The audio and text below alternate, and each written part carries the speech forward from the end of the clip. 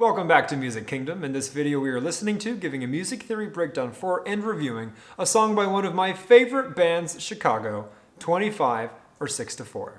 Hang tight.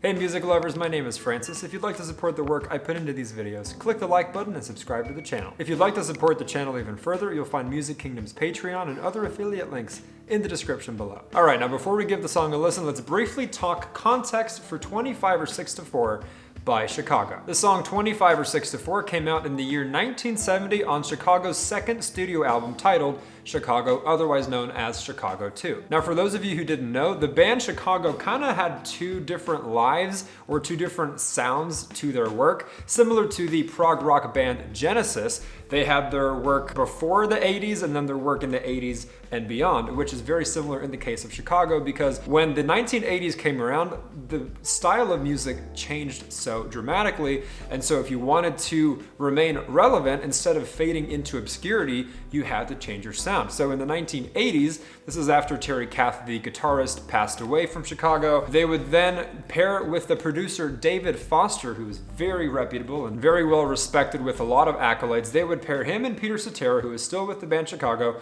and they would make these 80s power ballad kind of rock hits. Songs like You're the Inspiration, amazing song, Hard Habit to Break, Hard to Say I'm Sorry, stuff like that, which if you know your stuff about Chicago, would kind of create conflict within the band and would ultimately lead to Peter Cetera leaving the band for good and going his own way as a solo star. Because before the 80s came around, Chicago was basically a classic rock band with horns capable of such tremendous compositions and concept albums and songs that would be like 11 or 13 minutes of just jazz. So moral of the story, if you listen to their stuff from the late 60s or in the 70s with their stuff in the 80s, it's like two different groups. It's like night and day. I, for one, can absolutely appreciate the greatness in both of their styles. However, I would say I am more partial to their older stuff before they went that pop power ballad route. And of their more well-known popular songs before the 80s, 25 or 6-4 might be atop the list. Personally, I was tempted to do something a bit more obscure or like a deep cut from their 60s and 70s work, but with this being our very first video reviewing Chicago, I thought I would go with one of the ones that most of us already know. 25 or 6-4 specifically was written by Robert Lamm, and this is something I love about the band Chicago,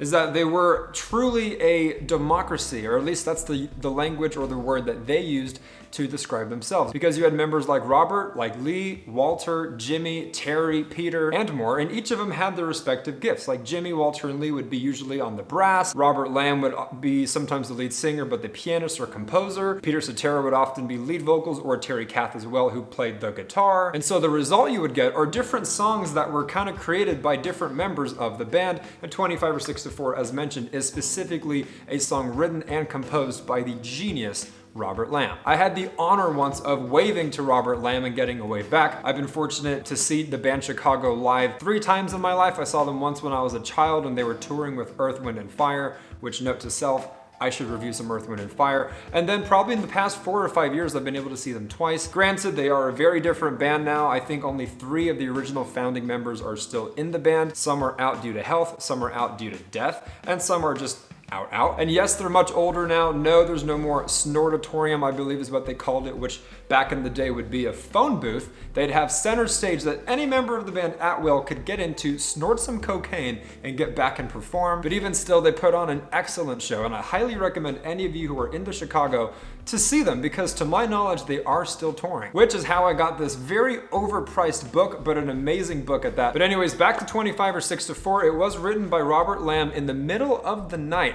According to him, he was coming up with the tune. He had a 12-string guitar that only had 10 strings. He was jamming on it, and he decided to start writing lyrics as they came to him. And a lot of people over the years have wanted to know what the hell does 25 or 6-4 mean. Some people thought it was some connection to drugs. Some people thought it was some weird code for a celebrity name, all kinds of conspiracies. Well, according to Robert Lamm, it was so late in the night, he was looking at the clock, and it was 25 minutes to 4 a.m., or it was 26 minutes to 4 a.m. And so he decided to name it 25 or 26 minutes before 4 a.m. And that's the story. Now, without further ado, it's time to give the song a listen, and be sure to stick around after the song for a music theory breakdown, and then we're going to spread apart the song into various categories and arrive at a final song score.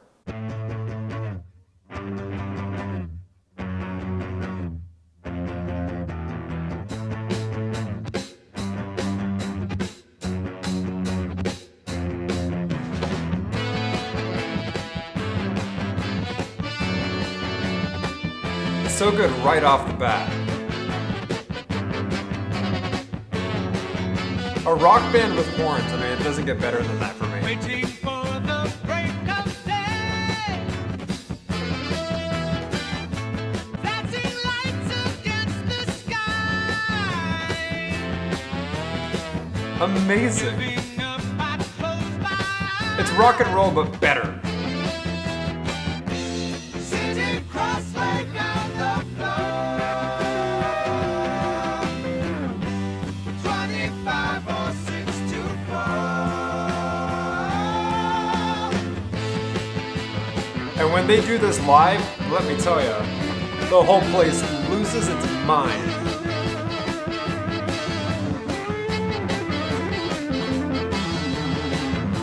Getting up to splash my face. And Terry Kath on the guitar just shredding it. Just to stay away. Wondering how much It was a great choice to have Peter Cetera sing this, perhaps instead of Robert or Terry. should I try to do some more? 25 or 6 to 4. Yeah. What a groove.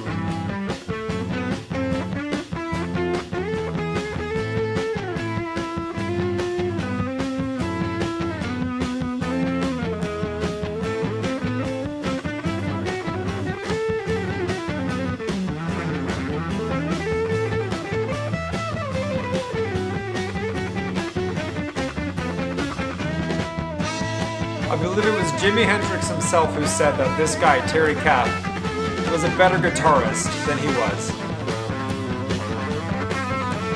And the drums!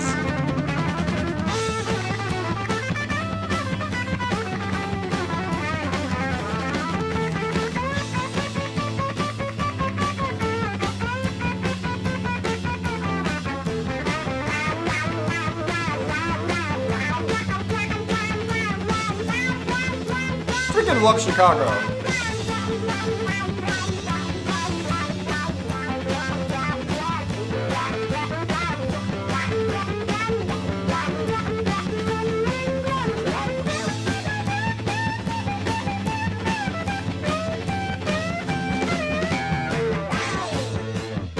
Amazing. Amazing.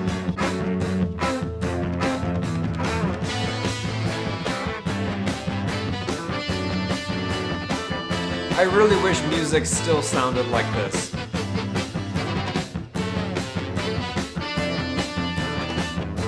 Waiting for the break of day.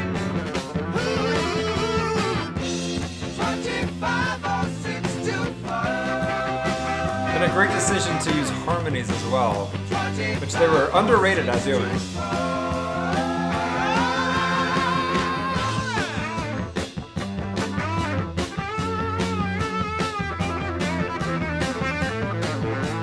Disgusting.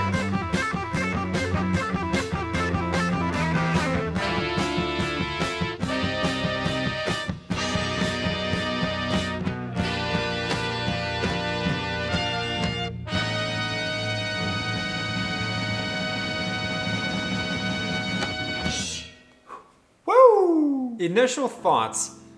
First of all, wow.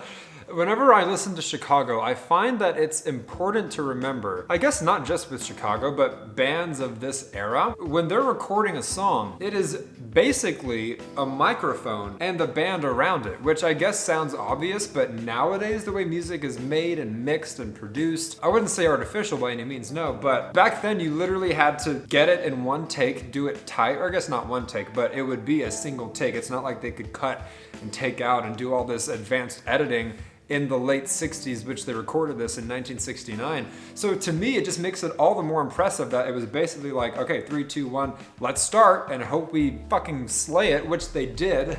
And I just picture all of them huddled around the recording studio microphone, just jamming the heck out. So for me, I think, yes, that's how it is, how it should be, how it still is for a lot of bands like garage bands and stuff like that. But the way they could do it with such precision, especially the horn licks and Terry Kath's guitar solo and the perfect harmonies. They couldn't really pitch the harmonies back then. They couldn't really process the vocals back then. Everything had to be perfect. And those are my initial takeaway thoughts. Of course, later in the video, we can break down the different categories of what makes the song a song and give it its respective scores. But first, let's go to the Experts Corner for a music theory breakdown and to see what he has to say. Welcome to the Experts Corner. I'm John Paul, and this is 25 or 6 to 4 by Chicago. I love this one. This song is in the time signature of 4/4, and it's in the key of A minor. Now, it's not often you come across songs that are in a minor key, so it's always fun when you stumble across one. Something I think is really cool about this song is that it's both incredibly simple and incredibly intricate. I'll show you what I mean. The riff that starts at the beginning and kind of plays through most of the whole song is so basic. You just got power chords. I think 5 of them. You've got A5, G5, F sharp 5, F5, and E5.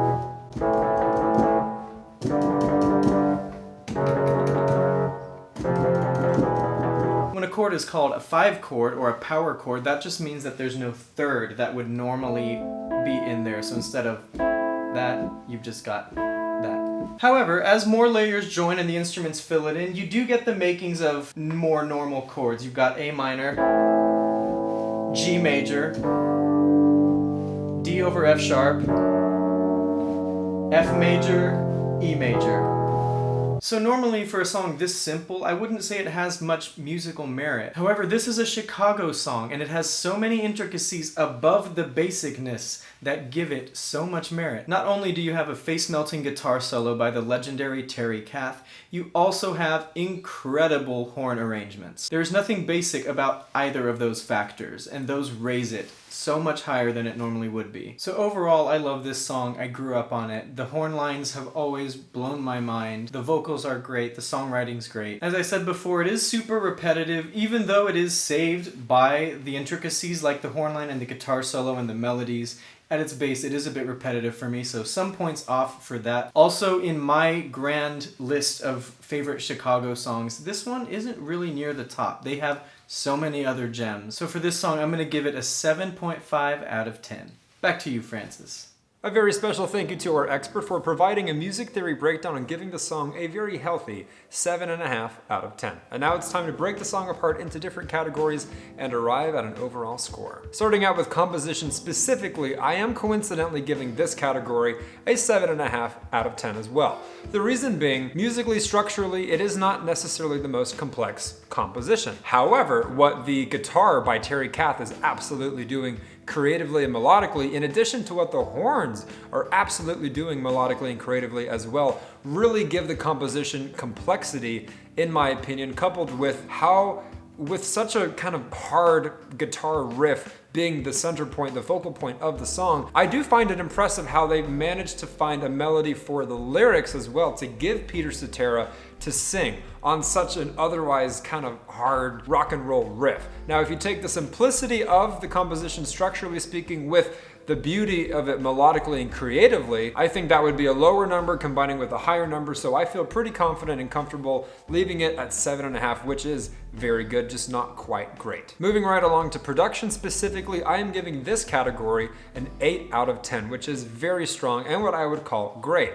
8s, 9s, and 10s go from great to greater to perfection, even though I've never given out a 10 out of 10. But yes, I do feel the production is truly great. Now, it is tricky reviewing production on a song that is roughly 50 plus years old, because production at the time of the making of 25 or 6 to 4 in the music industry was pretty much in its infancy. Production now can mean so many things with the technology we have, but what production would look like at a time like this, which I am taking into account, would be the decision to throw horns in there, would be the decision to throw a bitchin' fire guitar solo by Terry Kath in there, would be the decision of where to find the harmonies and how to blend the harmonies and how to tie it all together with the overall focal point guitar riff and making it work. That to me is production of that era, is all of these different ingredients or colors or instruments and packaging them together nice and pretty. So I think that was done beautifully. It is not by any means a simple song. Production-wise, it is very good, very tasteful, very impressive. So for me, that is accurately reflected with an 8 out of 10. Up next, we have vocals, which I'm giving a very strong 7.5 once again.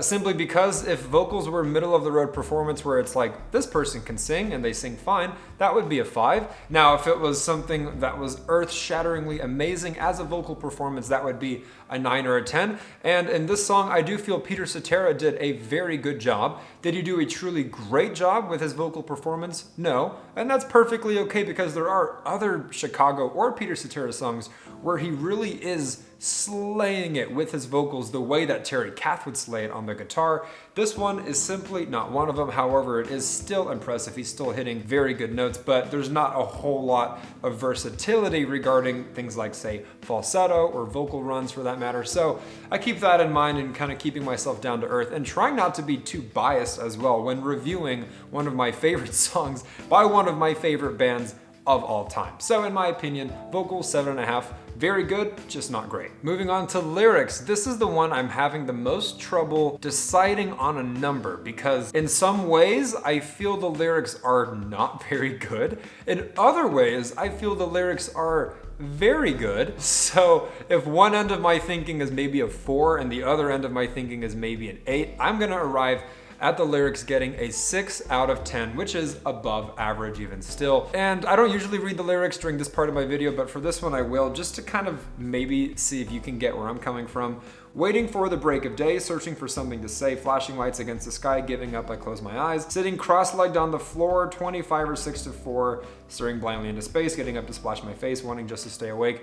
So it's, I don't know if you can see what I mean, but they aren't great lyrics. It's very simple. It's kind of like I just need to find something to rhyme with the previous line, and it's kind of describing Robert Lamm awake 25 minutes or 26 to 4 a.m. Just like, oh, I can write that, that rhymes with that, let me look around the room. So in that sense, they aren't that good. Now, in a sense of it being something fresh, in the sense of it being something original, which is a category we're getting to, I give points for that, and it kind of works with the aesthetic of the song, it works with the mood of the song, and not all lyrics have to be crazy deep, not all lyrics have to be poetic, you know what I mean? Although those would get 8s, 9s, and 10s. So yeah, this is one, maybe you can let me know in the comments if I'm either being too nice to it or too harsh to it, but I'm arriving at a 6 out of 10, but perhaps not with much conviction. All right, now arriving at our final category, which I briefly alluded to when talking about lyrics, we have originality and or inspiration, which I am giving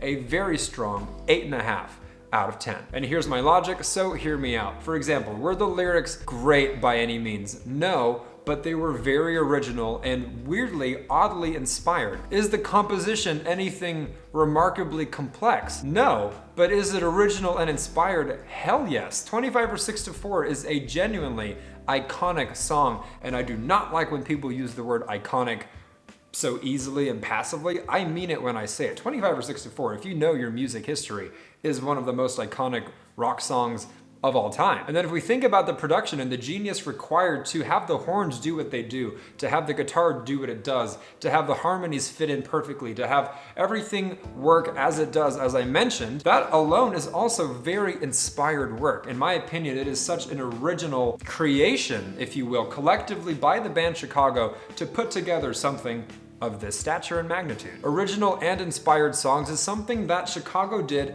exceptionally well, and is why I am such a big fan of their work, at least when we're talking about their stuff before the 80s, because then it just really changed. Not to say it wasn't great work, of course not, but you listen to their stuff in the 60s and 70s and it is mind-blowing. It is borderline psychedelic pop/rock, and of course Chicago was doing some hard drugs in the 60s and 70s. They literally had a ranch where they would just trip and do all kinds of drugs and create music. So it doesn't really surprise me that their originality and inspiration is just consistently amazing. And 25 or 6 to 4 is no different, and I feel that is reflected with the score of an 8.5. Now, if you add it all up, throw in the expert score and average it out, 25 or 6 to 4 by Chicago from their second studio album, Chicago, also known as Chicago 2, gets, ironically, coincidentally, a 7.5 out of 10. A very strong score, as mentioned, 7.5 is very good, just not quite great, which almost kind of feels sacrilegious because with how iconic 25 or 6 to 4 is, I would have thought that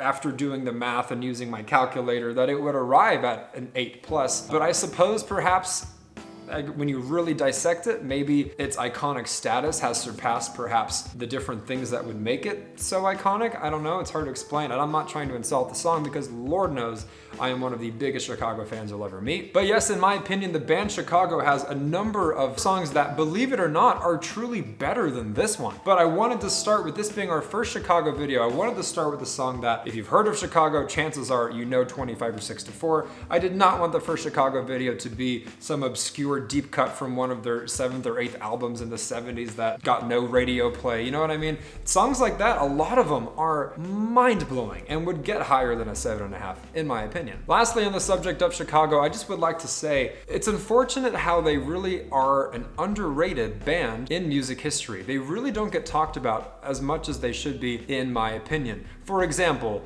it will always be cool, it will always be in style to talk about the Beatles, right? Oh, who's your favorite band, or what bands do you listen to? Oh yeah, I love the Beatles, I love McCartney, I love John Lennon and all that stuff. And I get that because the Beatles are amazing, no shade to that. But in terms of bands that people bring up, like Zeppelin, like AC/DC, like Metallica, like Kiss, or in my case, I'll bring up the Bee Gees, for example. A lot of these bands are very cool to like, and for whatever reason, bands like Chicago, bands like the Beach Boys, are just not as in vogue. They're not as cool or hipster or trendy to praise. And I think because of that, a lot of their greatness has been lost in history, and hopefully with this video, even if it is one of their most popular hits, I'm hoping that if it reaches 5 people, 10 people, 50 people who see this video, that I might turn someone on to the true greatness of Chicago. As usual, let me know your thoughts in the comments below. I'd be really interested to hear, if you're new to Chicago, what your thoughts are. I also think it'd be really cool if I could hear from people who were around for Chicago's heyday and give your thoughts as well. In addition to that, of course, let me know what you'd like for this channel to review next. And also, as mentioned, if you'd like to support myself and the work I put into these videos, click the like button and subscribe to the channel. If you'd like to support the channel even further, you'll find Music Kingdom's Patreon and other affiliate links in the description below. This has been another edition of Music Kingdom. Thank you so much for listening with me, and I'll look forward to jamming with you in the next one.